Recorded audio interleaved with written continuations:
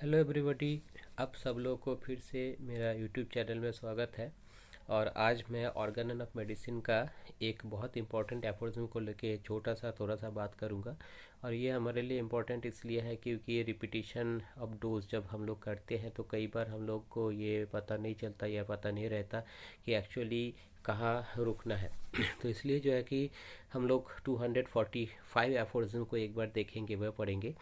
जिसमें ये लिखा है कि मैं fifth edition of Organon of medicine written by Samuel Hahnemann, इसका 245 एफोरिज्म पर फोकस इसलिए डाल रहा हूँ क्योंकि जब हम सेंटिसिमल स्केल में मेडिसिन देते हैं तो उस मेडिसिन देने के बाद जब एमिलियोरेशन होता है, एमिलियोरेशन जब होता है तो उसके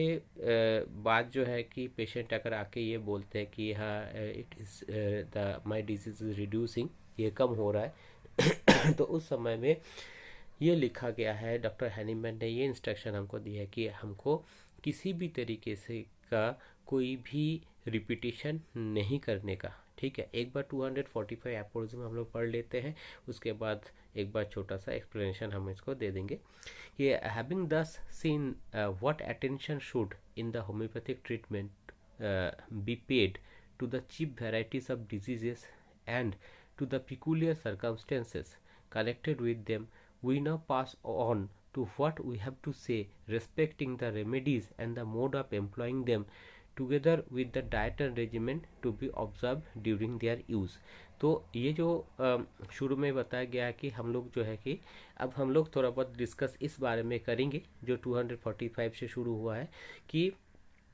कैसे हम मेडिसिन को एम्प्लॉय करेंगे, अप्लाई करेंगे, और इसके साथ डाइट एंड रेजिमेंट के बारे में कुछ हम बताएंगे। तो एक्चुअली इसके बाद वाला जो एफोरिज्म्स है 246, 247, 48 के लेके, तो इसमें एक के बाद एक डॉक्टर हैनीमैन ने ये इंस्ट्रक्शन दिया है कि किस तरीके से हम रिपीट करेंगे, कहाँ तक हम रिपीट करेंगे, कैसे हम ऑब्जर्व करेंगे। और उसके बाद जो है कि 259 से 263 में डाइट एंड रेजिमेंट के बारे में भी काफ़ी कुछ उन्होंने बताया है।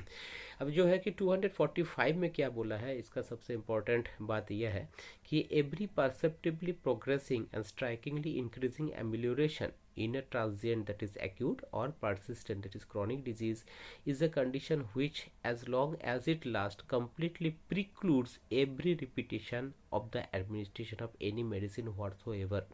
बोलते हैं कि अगर कोई भी एमिलियोरेशन हो रहा है, ये कम हो रहा है आपका मेडिसिन देने के बाद, कम हो रहा है, प्रोवाइडेड दैट आपने बहुत सही तरीके से केस टेकिंग करके उसमें एक होम्योपैथिक सिस्टम को मेंटेन करते हुए आपने एक सिंगल मेडिसिन दिया है और ये मेडिसिन देने के बाद एमिलियोरेशन हो रहा है, तो वहाँ पे जो है कि कोई भी टाइप का रिपीटिशन करना मना है। पेशेंट जैसे बोलेगा कि हमको कम होने लगता है तो हमको रिपीटिशन नहीं करना है, because all the good the medicine taken continues to affect is new hastening towards is completion. क्योंकि ये आपका मेडिसिन देने के बाद जैसे ही एमिलियोरेशन शुरू हुआ, इसका मतलब यह है कि ये धीरे धीरे ये डिजीज को क्योर करने का, ये कंप्लीट करने के लिए ये चाह रहा है। Every new dose of any medicine whatsoever, even of the one last administered, that has hitherto shown itself to be salutary, would in this case disturb the work of amelioration। ऐसे condition में अगर कोई भी medicine आप एक बार भी दे देते हैं, इवन जिस मेडिसिन से आपका ये एमिलियोरेशन, इस पेशेंट में एमिलियोरेशन शुरू हुआ है, अगर वो मेडिसिन भी अगर आप देंगे, वो भी मतलब क्योर करने का जो भी रास्ता है उसमें वो क्या रुकावट डालेगा। ठीक है, तो this is the thing is that 245 को अगर आप एक शब्द में याद कर सकते हो तो आप ये याद कर सकते हो कि जब हम मेडिसिन देंगे, मेडिसिन देने के बाद अगर एमिलियोरेशन होगा तो हमको किसी भी तरीके का कोई भी रिपीटेशन नहीं करना है। अब इसका एक कारण का मैं बता दूं छोटा सा एग्जांपल देके कि जैसे कि देखो, अगर आप मेडिसिन दोगे तो मेडिसिन जाके क्या करेगा, पहले प्राइमरी एक्शन करेगा और उसके accordingly secondary action from the vital force ये होगा। तो जैसे ही आपने प्राइमरी एक्शन किया तो मेडिसिन देने के बाद क्या होता है, प्राइमरी एक्शन जैसे होता है, जैसे कि अपन 157 एफर्ट्स में पढ़ चुके हैं, होम्योपैथिक एग्रेवेशन होगा। तो जो भी डिजीज उस बंदे में है, उस पेशेंट में है, प्राइमरी एक्शन के बाद हल्का सा बढ़ सकता है। इसके बाद जो है कि जब ये सेकेंडरी एक्शन शुरू होगा तो क्या होगा कि ये फिर ये जो डिजीज है ये एमिलियोरेट होते हुए चलेगा। तो आपका मेडिसिन जो है ये प्राइमरी एक्शन में जो एक्शन करना था वो तो कर गया, और अब जो है कि एमुलेशन शुरू हुआ, मतलब ये सेकेंडरी एक्शन शुरू हो चुका है, और ये वाइटल फोर्स द्वारा जो है ना ये एकदम कम्प्लीटली क्योर तक ले जाएगा।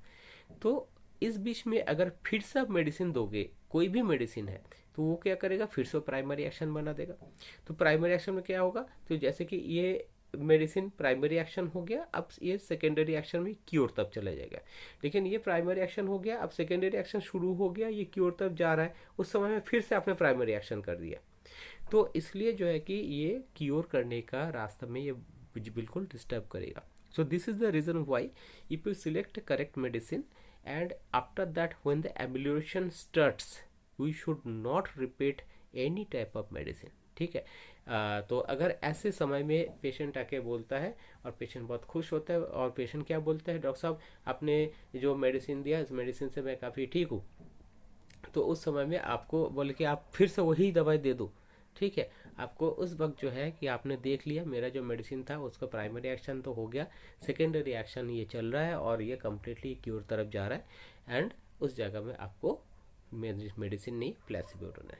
देना है। Okay, so that is the very important thing what we get from aphorism number 245, and this 245 has been completely rewritten in the 6th edition। ये totally omit कर दिया गया 6th edition में, तो उसके बारे में हम लोग बाद में दूसरा वीडियो में देखेंगे। Thank you so much, will meet again.